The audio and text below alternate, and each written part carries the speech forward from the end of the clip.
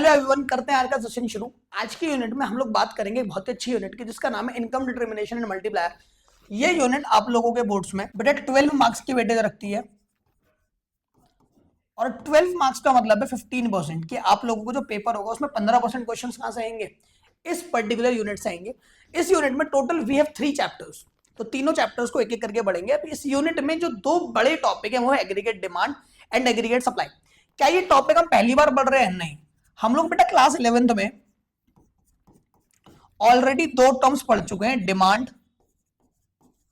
And supply. Sir यहां पे demand का मतलब क्या होता है? डिमांड मींस एक कंज्यूमर कितना सामान खरीदना चाहता है, उसकी विलिंगनेस। सप्लाई मतलब क्या होता है? एक प्रोड्यूसर कितना सामान एग्जैक्टली बेचना चाहता है, उसकी क्वांटिटी, उसकी विलिंगनेस, वो होता है सप्लाई। तो इन टॉपिक्स को अगर थोड़ा सा और डेप्थ में पढ़ा जाए आपका काम हो जाएगा। तो शुरू करते हैं बेटा एग्रीगेट डिमांड से। तो एग्रीगेट का मतलब ही क्या होता है? एग्रीगेट का मतलब होता है टोटल, और डिमांड का मतलब क्या होता है बेटा? Willingness to bye.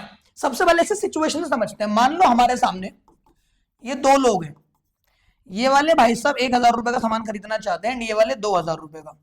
अगर आप इन्हें सेपरेटली देखोगे तो 1000 2000 इंडिविजुअल डिमांड, बट जब हम इन्हें कलेक्टिवली कंसिडर करेंगे तो ये दोनों मिलकर 3000 रुपए का सामान खरीदना चाहते हैं।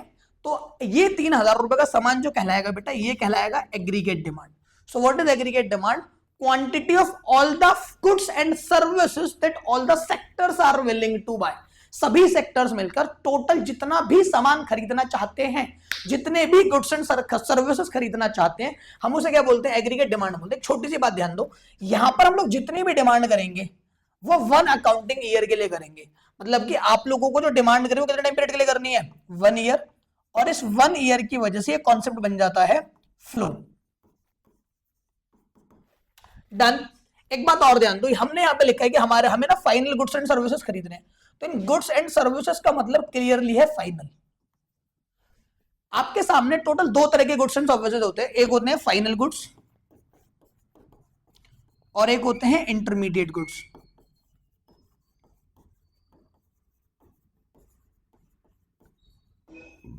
फाइनल गुड्स वो गुड्स होते हैं जो आप लोगों ने खरीदे हैं कंजम्पशन पर्पस के लिए, सेटिस्फेक्शन पर्पस के लिए, और इंटरमीडिएट गुड्स वो गुड्स होते हैं जो आप लोगों ने खरीदे हैं बेचने के लिए। क्या करने के लिए? बेचने के लिए, रीसेल, या फिर वो चीजें यूज होंगी फॉर फर्दर प्रोडक्शन। ठीक है, तो अब हमारे देश में क्या होगा? टोटल 4 सेक्टर्स हैं जो अलग अलग आकर डिमांड करेंगे। 4 कंपोनेंट्स होते हैं एग्रीगेट डिमांड के। ये 4 लोग ही आपके देश में इकोनॉमिक एक्टिविटीज को परफॉर्म करेंगे, जहां पे सबसे पहले हमारे सामने हाउस होल्ड। हाउस होल्ड मतलब एक आम इंसान की मैं बातें कर रहा हूं। फर्म, फर्म मतलब हम लोग बातें कर रहे हैं बिजनेस यूनिट की। गवर्नमेंट, सरकार की बात हो रही है, रेस्ट ऑफ द वर्ल्ड। यहां पर हम लोग बात कर रहे हैं 2 कंट्री के आपस में इंटरेक्शन का, ए कंट्री और बी कंट्री, ये लोग कैसे इंटरेक्ट कर रहे हैं। तो सबसे पहले हम लोग हाउस होल्ड की बात करते हैं। बेटा हाउस होल्ड में हमेशा जब भी कोई खर्चा करा जाएगा वो करा जाएगा सेटिस्फेक्शन को ध्यान में रखते हुए।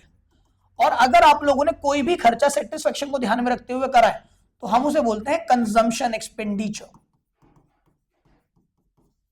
दैट मींस अगर कोई इंसान बोले कि भैया हमें न्यू क्लोथ्स बाय करने हैं, हमें फूड खरीदना है, तो ये दोनों ही आप लोगों के क्या है? Consumption expenditure. जब भी आप कोई भी खर्चा करते टाइम अपने दिमाग में डालो कि भैया हमें खर्चा करना है मजे के लिए, सेटिस्फेक्शन के लिए, हमें फ्यूचर प्रॉफिट कुछ नहीं देखना, तो वो कंजम्पशन एक्सपेंडिचर कहलाएगा। बट जब भी हम लोग बातें करते हैं बिजनेसेस की, तो भाई बिजनेस खर्चा करने से पहले सबसे पहले देखते हैं प्रॉफिट, कि क्या इस खर्चे को करने की वजह से मुझे प्रॉफिट होगा। अगर यस, तो बेटा उस खर्चे को आप लोग बोलोगे इन्वेस्टमेंट एक्सपेंडिचर। जैसे कि बहुत सारे बिजनेस क्या करते हैं? मशीन्स बाय करते हैं, तो मशीन्स उनके लिए क्या कहलाएगा?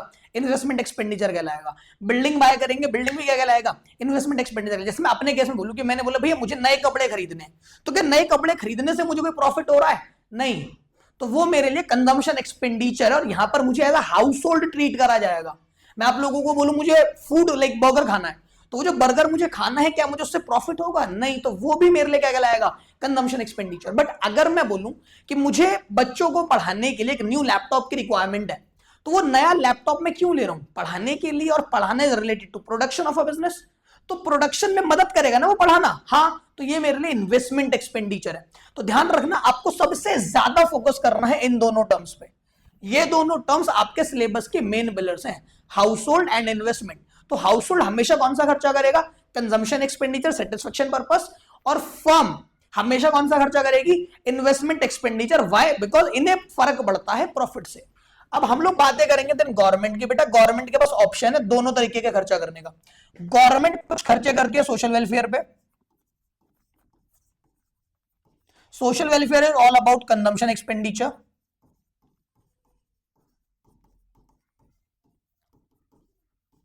एंड यहां पर बेटा गवर्नमेंट कुछ खर्चा करती है इन्वेस्टमेंट पे।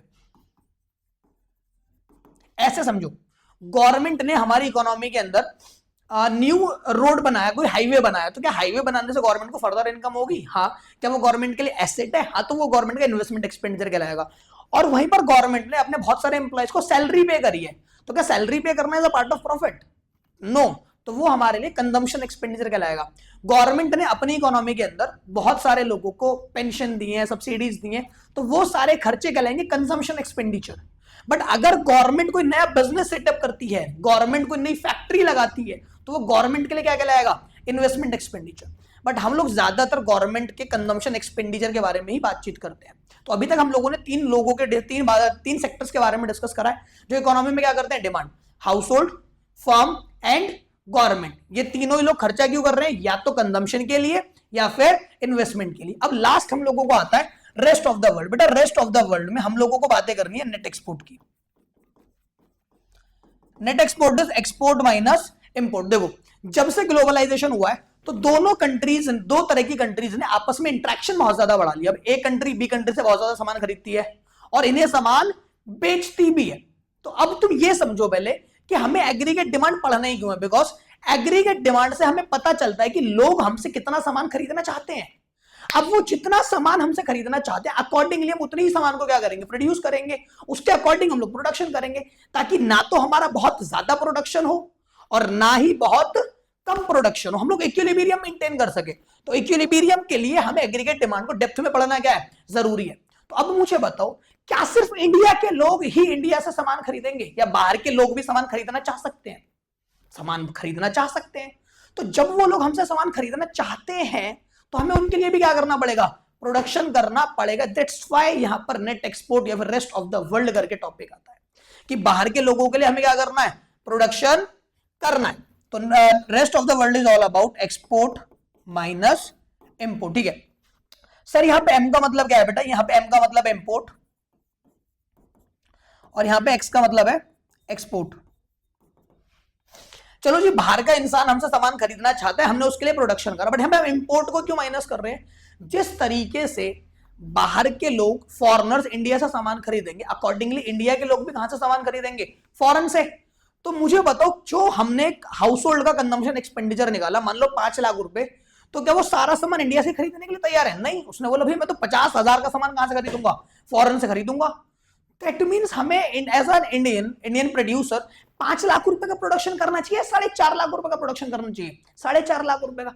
तो भाई माइनस करो ना फिर 50,000, 5 लाख का प्रोडक्शन करना ही क्यों है? दैट्स व्हाई हम लोग यहाँ पे नेट एक्सपोर्ट निकालते हैं, export minus import. Import minus क्यों हो रहा है? बिकॉज ऑलरेडी हम उसे काउंट कर चुके हैं। किसके अंदर? कंजम्पशन एक्सपेंडिचर के अंदर, कि हम इसका टोटल प्रोडक्शन करेंगे बट ये खरीद नहीं रहा सामान, तो क्या करो? इसे माइनस करो। ठीक है, यहां पर हम लोगों का एग्रीगेट डिमांड खत्म हो जाता है। फ्लैशबैक में चलते हैं। What is aggregate demand? Money value of all the final goods and services that all different sectors, household, farm, government, rest of the world are willing and planning to buy in an economy at a period of 1 accounting year। ठीक है, बहुत बढ़िया। अब हम लोगों के सामने जब फॉर्मूला निकल कर आएगा, वो निकल कर आएगा AD is equal to C plus I plus G plus X minus M। C मतलब कंजम्पशन एक्सपेंडिचर, I मतलब इन्वेस्टमेंट एक्सपेंडिचर, G मतलब government final consumption expenditure and X minus M मतलब नेट एक्सपोर्ट। क्या बेटा? Net export. तो अगर आप लोगों का 2 सेक्टर है, दैट मींस आप लोग बात करोगे C प्लस I पे। अगर आप लोगों का 3 सेक्टर है तो आप लोग बात करोगे C plus I plus G पे। और अगर आप लोगों का 4 सेक्टर है तो आप लोग बात करोगे AD is equal to C plus I plus G plus X minus M। आगे बढ़ते हैं। अब हम लोगों के सामने नेक्स्ट टॉपिक निकल कर आता है एग्रीगेट सप्लाई। अगेन एग्रीगेट का मतलब क्या होता है बेटा? टोटल। सप्लाई का मतलब क्या होता है? Willingness to cell.